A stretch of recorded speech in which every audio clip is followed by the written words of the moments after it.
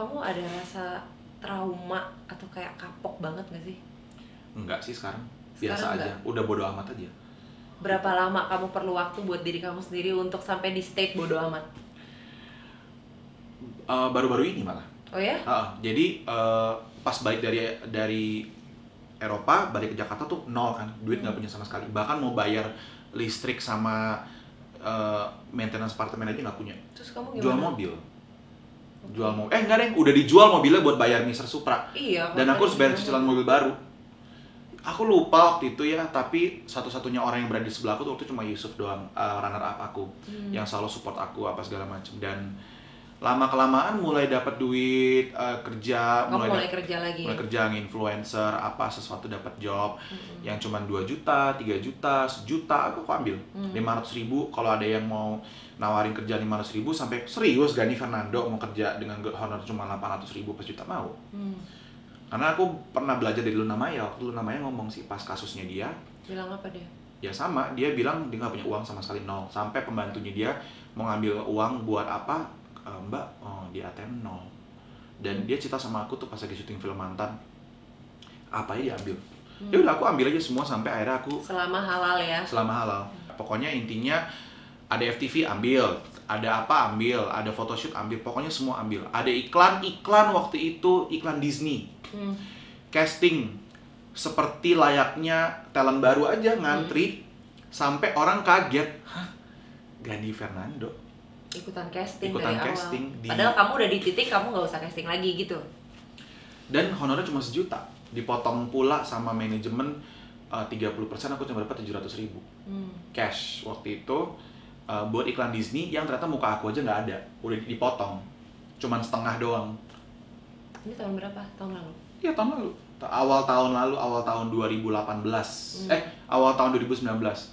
Yaudah akhirnya mulai get back up, mulai rajin bikin YouTube, rajin apa, mulai pelan-pelan tiba-tiba gong itu di April atau Mei. Dimana akhirnya semua film layar lebar yang pernah aku produksi, aku posting secara gratis di YouTube. Dan itu langsung brut, subscribers meningkat, followers 1 juta, pemasukan aku langsung $5.000 Per bulan? per bulan Dari YouTube? dari YouTube. Itu tahun lalu? Tahun lalu. Tahun ini? Udah menurun sih, karena kan nggak ada film layar lebar. Oke. Gitu.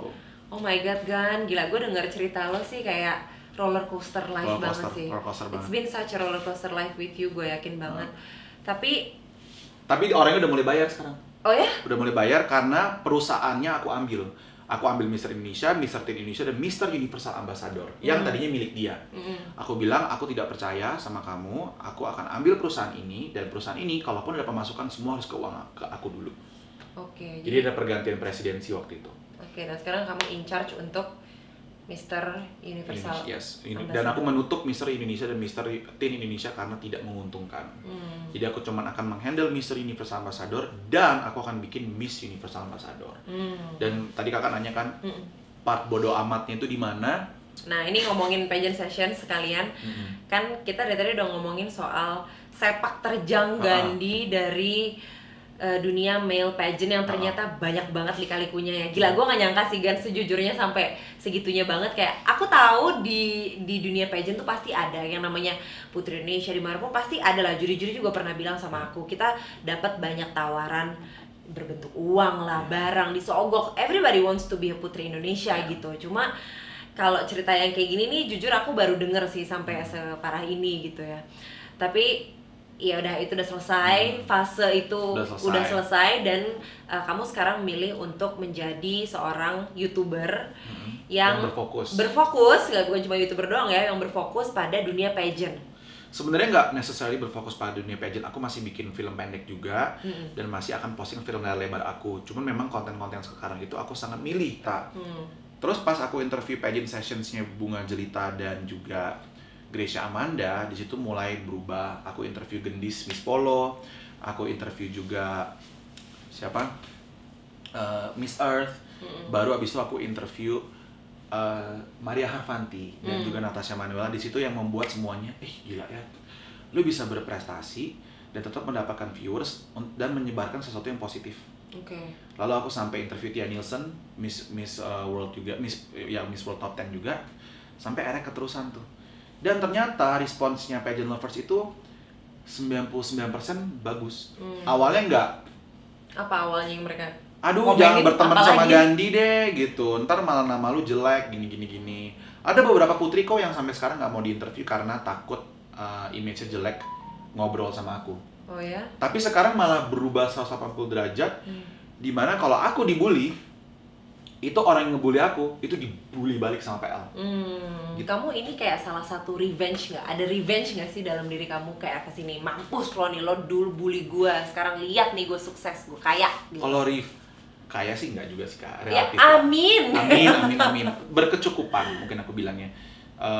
Karena pemasukan aku juga sekarang karena udah full time YouTube, jadi aku merelakan beberapa pekerjaan-pekerjaan yang kemungkinan lebih besar. Kayak waktu itu aku harusnya hari ini loh Kak, Foto, kamu bilang mau foto? Enggak ya? Iya, aku cancel. Oh. Aku dapat sekali doang lah, jujur aja ya, honornya 3 juta cuman buat photoshoot bentar doang. Terus aku bilang, nggak mau, aku mau interview Ziva Leticia. Kamu baik banget sih, aku jadi terharu. Aku bilang kalau mau tanggal segini. Dia bilang nggak bisa Kak, biasanya tanggal segini. Oh yaudah ntar next time, belum jodoh ya, aku bilang kayak gitu. Pernah dapat FTV, tapi aku batalin karena aku mau interview Fania Herlambang. Jadi prioritas kamu kayak udah mulai bergeser ya? Udah mulai bergeser buat ke YouTube. Karena apa yang bikin akhirnya prioritas kamu rasanya geser?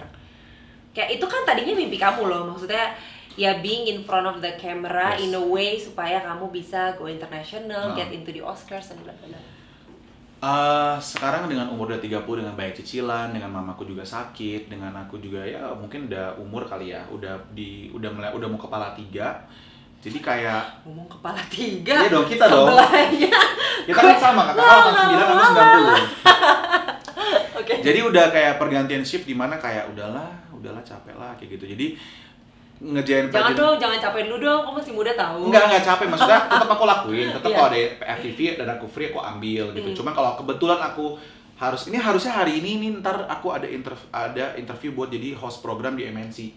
Aku bilang aku hanya akan datang setelah aku selesai dengan Zivana, aku bilang kayak gitu. Oke Kak, kita tunggu di MNC. Oke, kayak gitu. Jadi memang gini loh Kak, aku melihat 10 tahun ke depan TV kemungkinan besar udah nggak ada Kak. Aku setuju sih kalau itu. Gitu. Semua pergantian ke media sosial. Dimana Kak, aku punya cita-cita pengen sekolah bahasa Spanish sampai aku fasih. Aku pengen fasih bahasa Spanish, pengen fasih bahasa Hindi dan juga French. Pengen banget nih gitu dan banyak ya. Nah jadi tapi aku satu-satu, aku pengen Spanish dulu.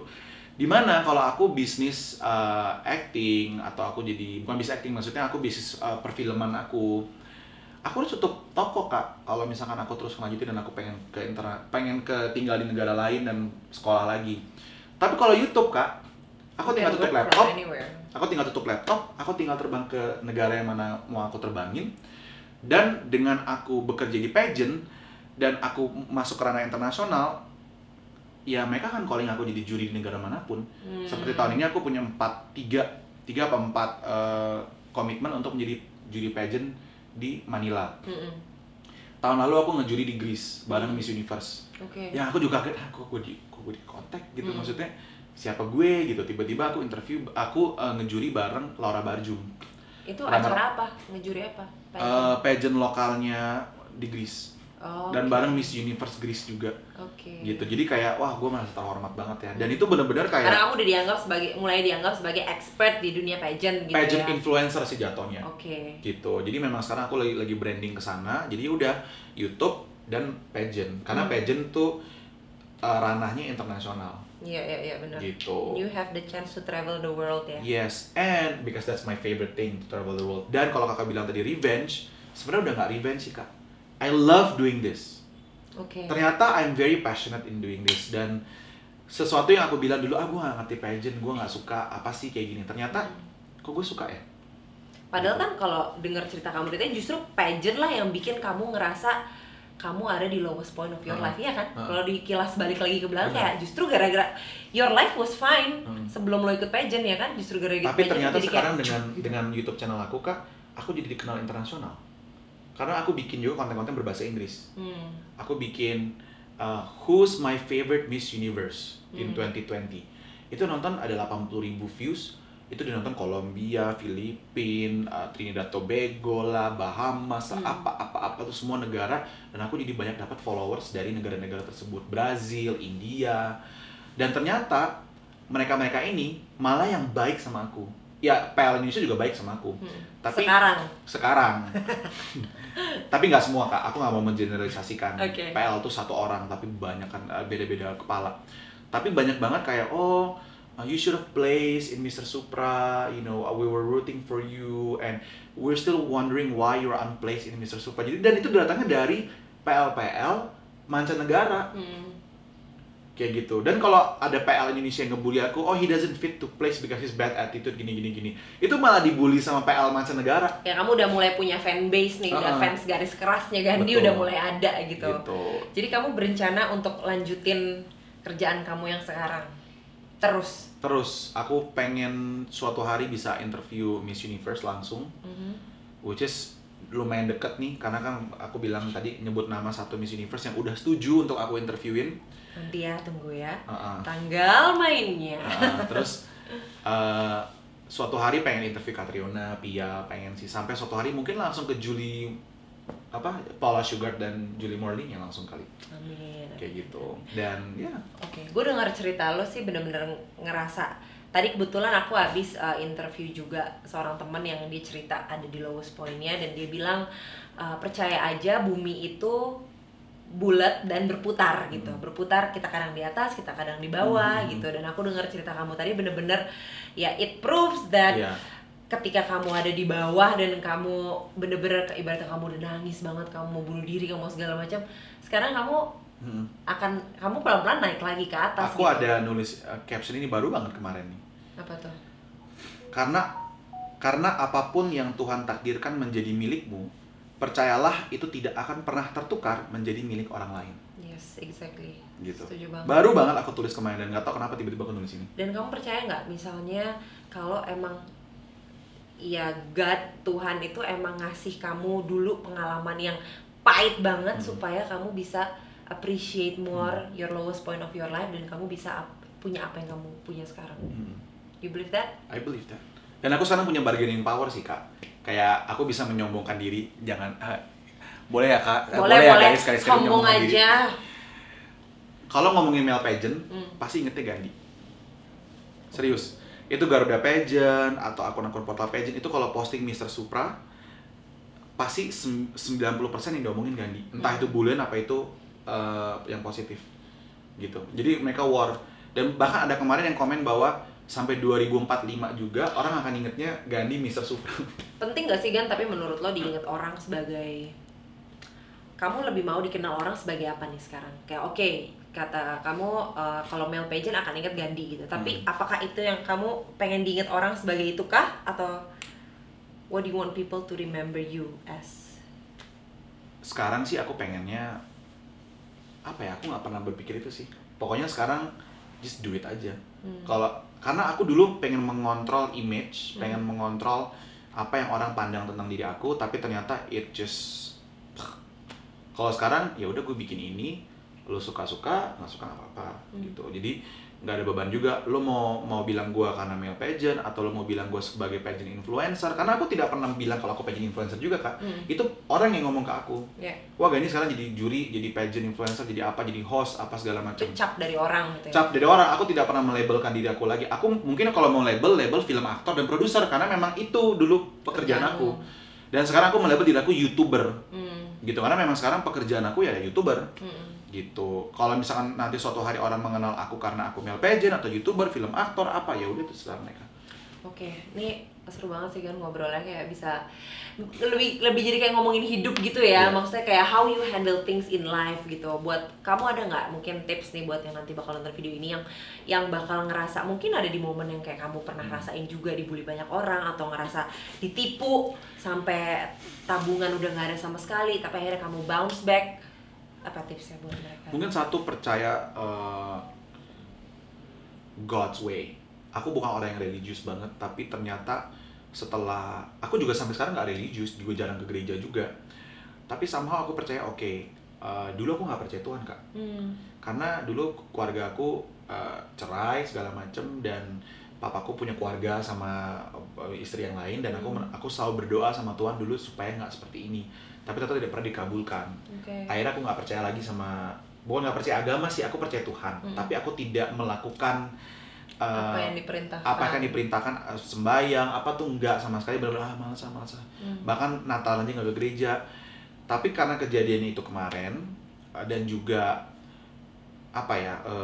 sempat dapat program TV hantu waktu itu di salah satu stasiun TV juga, dimana aku ketempelan lah segala macem. Serius? Dan dibawa ke orang pintar, dan orang pintarnya cuma ngomong kalau satu-satunya cara untuk menyelamatkan kamu dari lowest point karir kamu, keuangan kamu, rezeki kamu itu semua tertutup karena satu hal, kamu tidak percaya Tuhan. Gitu, kamu percaya tapi kamu bodoh amat. Kayak gitu. Nah, coba kamu sekarang keluar dari ruangan ini, kamu berdoa dulu, kamu datangi dulu Tuhan kamu, baru saya bisa bantu untuk ngeluarin yang kamu ketempelan dan rezeki kamu yang ketutup apa segala macem. Ya udah, akhirnya aku nangis di luar sama manajer aku, takut, terus badan aku merasa berat banget. Terus akhirnya aku berdoa sampai aku merasa ada datang lagi kayak gitu. Terus ya udah, akhirnya aku disembayangin sampai akhirnya pulang, badan lebih ringan. And then besok paginya ditelepon sama Brownies buat jadi bintang tamu. Kagak ini, dan itu benar-benar ada kali 4-5 bulan tuh nggak ada job. Kecuali YouTube. Jadi kayak benar-benar tiba-tiba dalam satu hari, ketika kamu ngerubah mindset dan kepercayaan kamu ke Tuhan, lebih ngarahin diri ke Tuhan, langsung kebuka gitu, langsung. Dan sekarang mulai kayak jarang berdoa lagi nih, makanya aku harus kayak self reminder juga nih, ingat lagi. Karena memang itu, keluarga aku bukan dari keluarga yang sangat religius, jadi kita nggak praktis itu setiap dulu kayak gitu. Itu selain percaya God's way, apalagi jangan pernah hustling di luar. I always have a quote. Don't wait until someone bring you flowers. Make your own garden. Yang artinya jangan tunggu untuk orang membawa bunga ke kamu, bikin kebun sendiri. Yang artinya jangan nunggu bola, kita kejar bola kita sendiri. Atau kalau kejar bola juga nggak kesampean, ya udah bikin aja bolanya sendiri, bikin pabriknya sendiri. Ya itu terjadi sama film layar lebar aku. Benar-benar itu kalau aku suka ngegambarinnya, kadang kalau misalnya kita ngerasanya stuck gitu ya, kita kerjaan stuck, ibaratnya kita kok pintu nggak ada yang kebuka gitu buat kita, ya udah, we just build our own door. Ya itu YouTube salah satunya adalah kebun kita sendiri. Dimana ya udah, nggak ada yang nawarin gue, nggak ada yang ya pun kalau ada nawarin juga gue nggak terlalu gimana banget sekarang. Ya udah, gue bikin kebun gue sendiri, dan ternyata gue suka berkebun sendiri, dan ternyata kebun kamu bertumbuh besar, banyak bunganya. Why not? Gitu.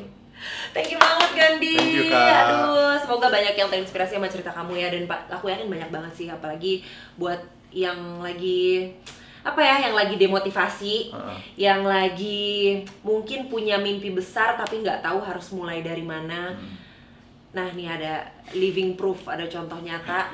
Oke, Gandhi, makasih banget. Thank you, Kak. Thank you.